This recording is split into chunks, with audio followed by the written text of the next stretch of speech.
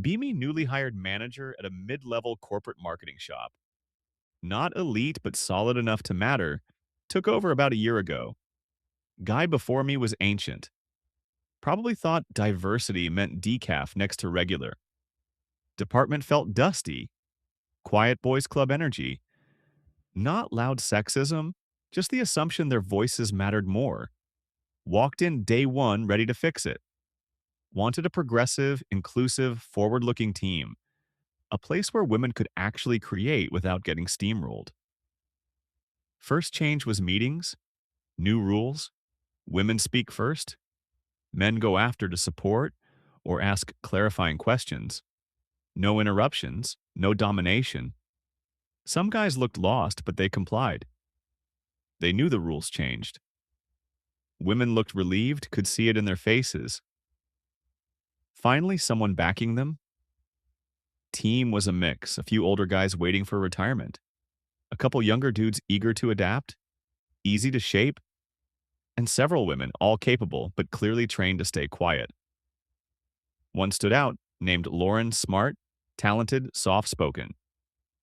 Textbook overlooked woman. Decided immediately she'd be my project, my proof it worked. Then there was Ethan, lead graphic designer, been there forever from day one. Something felt wrong, not shy, quiet, observant quiet. Sat in the corner, headphones on, cranking out work nonstop. And the work was good, annoyingly good. Perfect execution, always on time, never sloppy. What bothered me was how he moved. Never joined small talk, never came for drinks, never voiced opinions. This wasn't humility, it was a wall. Passive aggressive masculinity, the kind that disengages because it thinks it's above it. His silence felt loud, a constant refusal of the culture I was building.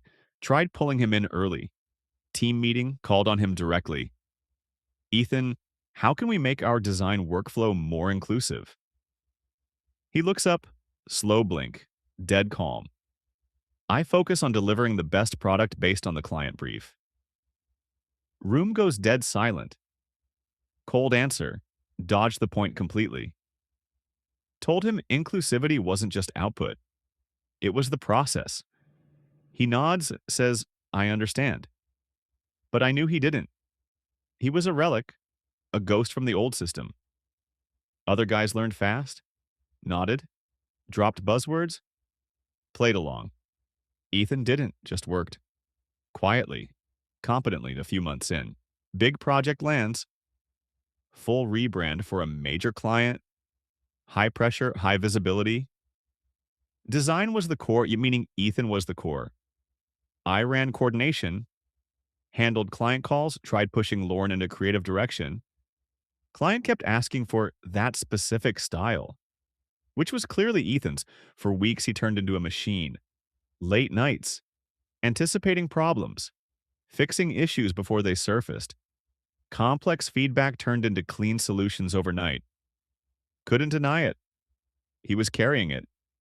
But I saw it differently. Ego flex, lone male genius routine, proving he didn't need the team. Or my culture, just his screen. Final client presentation. Huge win, they loved it. Called the work. Visionary. Director was on the call. Thrilled after sign-off, we had a company-wide meeting. My moment, stood up, talked about teamwork, long hours, collaboration. Then I said it. Special recognition to Lauren for leading the creative vision on this project. Smiled at her. She froze, eyes wide. Color drained from her face. Room shifted. Everyone knew who did the work. Looked at Ethan, expected anger, resentment. Something, nothing. Blank expression, tiny polite nod. Barely there. No emotion. No reaction. That was the worst part. He wasn't upset. He wasn't hurt. He was empty. That's when I knew. Something was wrong with him. He felt nothing. That was the problem. His lack of reaction was the move. A long game. My attempt to elevate a deserving woman just slid off him, like hitting concrete with foam. After that meeting, my mindset changed. This guy wasn't neutral. He was dangerous. A threat to the culture I was building, so I stopped trying to include him. New goal was containment. His influence had to be broken down. That quiet authority earned through competence. First step was cracking the myth of perfection. A few weeks later, we're doing a routine design review. Small campaign, low stakes. He submits 3 mock-ups. 2 flawless. One had a tiny footer alignment issue, barely noticeable. The kind of thing fixed in final polish. But it was enough team meeting. I put that mock-up on the big screen. Didn't say his name, just asked, "Does anyone see the issue here?" People squint. Silence, my man. I zoom in, laser pointer on the footer. Right here, say it slow. This shows a lack of attention to detail. This is what happens when we work in silos and skip peer review. Look straight at him. This kind of oversight damages client trust. It signals arrogance, like the work doesn't need a second set of eyes. Room gets heavy. Lauren won't look up, staring holes into her notebook. He looks at the screen, then at me. Calm voice. You're right, my mistake. I'll fix it in 5 minutes. That's it. No pushback, no defensiveness, no excuses. He did it again, absorbed the hit, killed its power. An outburst would have been perfect. I could have logged it. Hostile response to female leadership. Instead, I got robotic compliance. Cold. Empty. Felt like arguing with fog. Next phase was building Lauren up as an alternative. I started rerouting work to her, projects that normally went to him. Small at first, then bigger. Problem was she didn't have his speed or his technical depth. Drafts needed heavy revision. And who did she go to? Him. I watched it from my office. She'd walk over quietly. He'd turn his chair, patiently explain. Shortcuts. Design logic. Not handing answers. Teaching, that was his new tactic. Making her dependent. Mansplaining disguised as mentorship. Helping just enough to stay essential. Had to shut it down.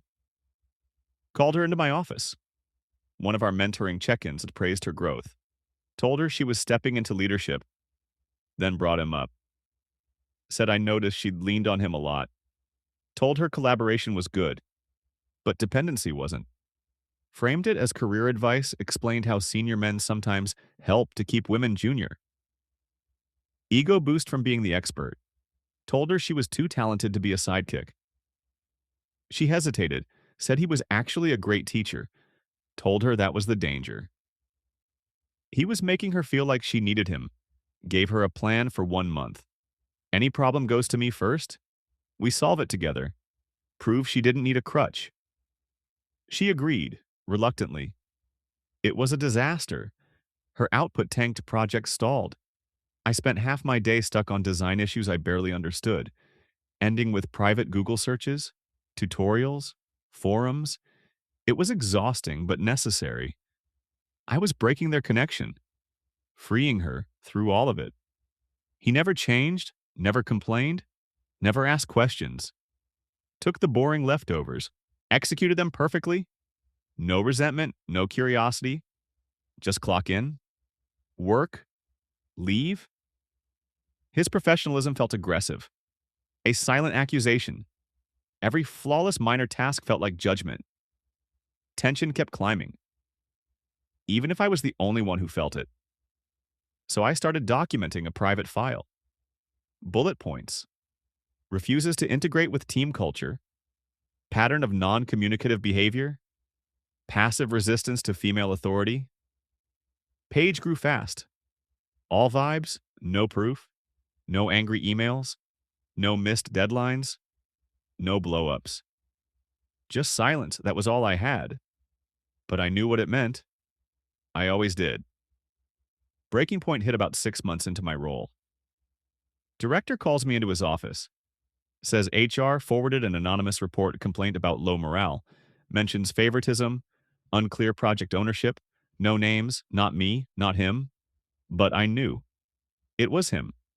He hadn't been quiet at all. He'd been planning, went straight to HR behind my back. That was the move.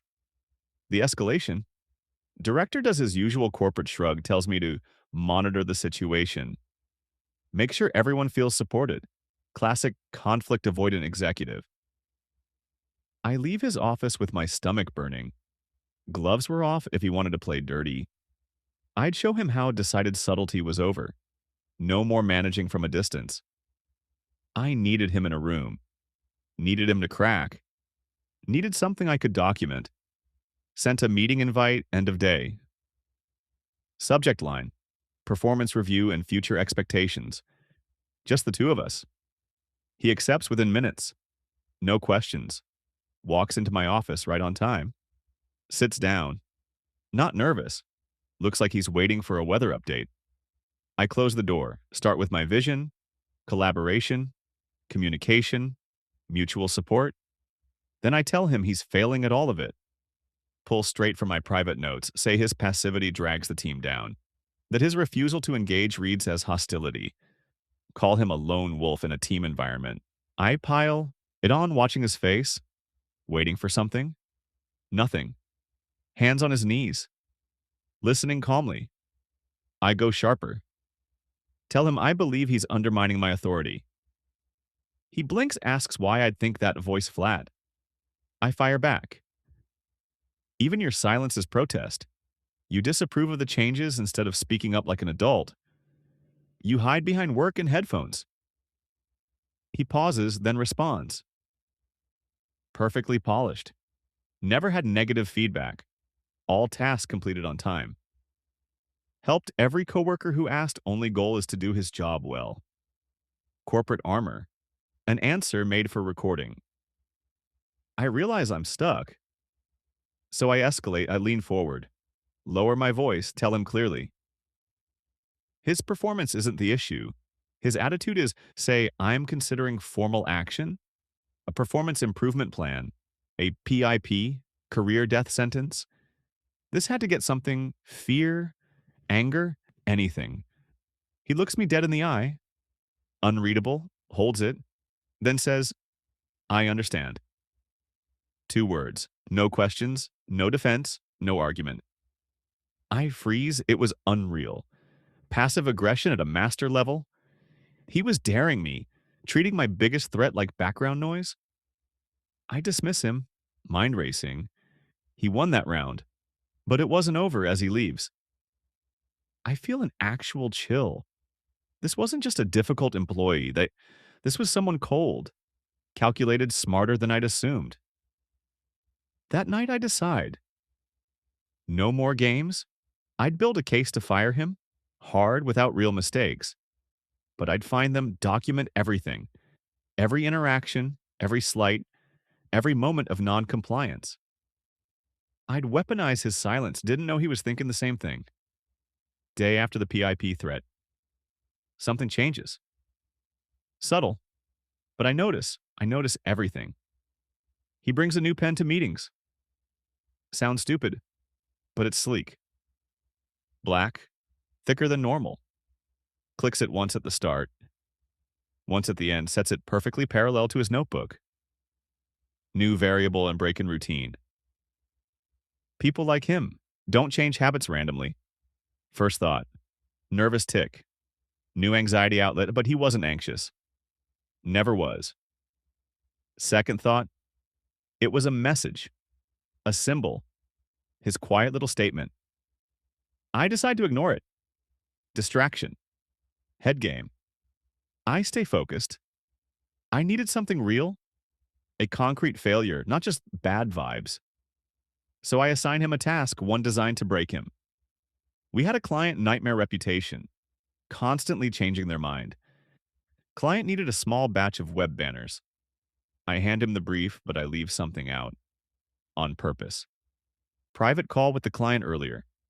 They hated green, not disliked. Hated. Their logo had blue and green. Had to be included. Perfect setup, I tell him. They wanted to feel fresh, organic, vibrant. Use your judgment. He nods. That pen is on the table. Next day, he sends the files. They're beautiful and almost entirely blue and gray, only a microscopic, legally required hint of green in the logo. Clever gradient. Blue overwhelms everything. Green barely exists. He saw the trap and walked around it. I call him into my office. Pens there, click. I ask why he avoided green. He answers calmly. Says he reviewed prior campaigns, brand guidelines. 5 years of history. They favor blue palettes. Haven't used green as primary once. Says he prioritized established identity over vague buzzwords. He did his homework. Beat me with competence. Anger spikes. I lean forward, voice sharp. Tell him that's not what I asked. Say he ignored the brief. Say it's another example of him thinking he knows best. Call it male arrogance. He doesn't flinch. Pen just sits there. I keep going, tell him. This is why women struggle at work. Men who don't listen. Men who undermine say he's not just difficult. He's an obstacle to progress. It was a great speech, poster-worthy. His response. I can make a green version. When do you need it? I almost lose it. Tell him don't bother. Lauren will fix it. She knows how to listen. He nods. Click. Meeting over. He leaves. I sit there shaking. Every move I make. He counters cleanly. Logic. Professionalism. He's turning me into the unreasonable one, making me look like the villain. Then I notice the pen isn't just in one-on-ones, it's everywhere. Team meetings, his desk. Always placed perfectly, watching. Paranoia creeps in. What is that pen? Just a pen? I Google spy pens, tiny cameras, audio recorders. My stomach drops. No. That's insane. Illegal, but it fits too well. Explains his calm, his refusal to react. He isn't passive. He's performing. Building a record, reasonable employee harassed by unstable manager. It hits me hard. I feel violated, like my office is bugged. Fear flashes, then turns to rage. How dare he, this silent, mediocre man, turning my space against me? This isn't about firing him anymore. This is about destroying him. If he wants evidence, I'll give him a finale. I wait a week. Act normal. Polite. Professional. Let him relax. Then I schedule it. Final meeting. Invite him. And HR. Female head of HR. Big on diversity. We got along well. Trap is perfect. My word versus his. Who do they believe? The progressive manager or the weird silent guy with a spy pen? Day comes. I feel calm. Real calm. Winning. Calm. He walks in first. Same chair. Places the pen. Good. Record this. Record your own end. HR arrives. Pleasant. By the book. Smiles. Asks what's going on. I take a breath. Showtime. I lay it all out. Vision, collaboration, safety. Then describe his behavior as an ongoing attack on that vision. Pull from my notes, refusal to engage. Exclusionary presence, resistance to collaborative workflows, working in silos, blocking progress, dismissive response to feedback, unwilling to adapt. I paint him as toxic, a relic, no place in modern work. Say I tried everything: mentorship, feedback, opportunities to change. Spin the PIP as mercy, a last attempt to save his career. Say it breaks my heart. Look sad. Go on for 20 minutes. Measured. Concerned. Regretful. Best performance of my life. Through all of it. He sat motionless. No interruptions. No reactions. Just watching me. When I finished, I leaned back, said with regret, I recommend immediate termination. Said he's not a cultural fit. HR nods, takes notes, then turns to him. Gentle voice. Asks if he wants to respond. Room goes silent. This is it. He doesn't look at me. Looks straight at HR, says yes.